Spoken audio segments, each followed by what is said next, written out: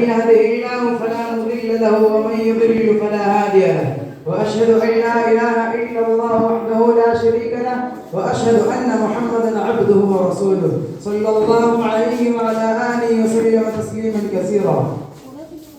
All praise belongs to Allah, whom we praise, seek help and forgiveness. We seek refuge with Allah from the evils within ourselves and from the consequences of our evil deeds. He whom Allah guides will never be misled, and he whom He misguides will never have one who will guide him. I bear witness that there is none worthy of worship except Allah, who has no partners, and I testify that Muhammad is His servant and messenger. May peace and blessings be upon him, upon his family, and on his companions. In this gathering, I will shed some light on the sacrifices of Indian Muslims for freeing India from the clutches of the English.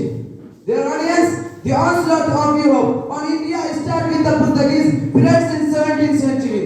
But it was heightened when the Englishmen of East India Company, disguised as terrorists, established vessels with an eye on India's health and land. Shah Waliullah Muhammad 1703 to 1762 was the first person who apprehended the danger. He chose out a plan of complete revolution.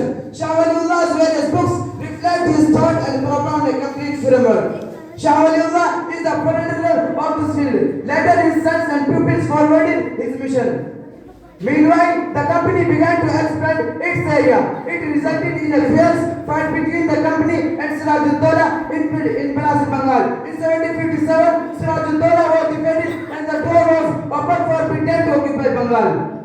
Afterward, Hyder Ali and his son Tipu Sultan stood up to stop English established in southern India. But this campaign suffered a major setback due to the treachery. The Tipu was met fighting in Sarangapatnam in 1799. The English General 9 climbed up his dead body and shouted, "From today, India is ours." Finally, one day in 1803, the Mughal king was forcibly asked to sign a treaty that freed the people for Allah, the country, for King His Majesty and the order. Meanwhile, Shah Abdul Aziz, 1746 to 1823, who was observing the situation, very carefully issued a fatwa saying that India has turned into a Darul Haram non-Muslim country. Muslims must wage war against the British, but the ground was not prepared to start any revolutionary movement.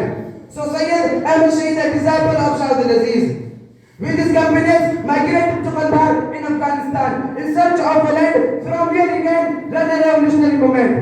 Unfortunately, the greatest militant movement of this subcontinent suffered sedition of Afghans. Their audience, the sparks of hate and anger against the English burst again in 1857. This time, it was not a mutiny of a group, but a mass revolt continued their mission inside India. وَمَا عَلَيْنَا إِلَّا الْبَلَاغُ.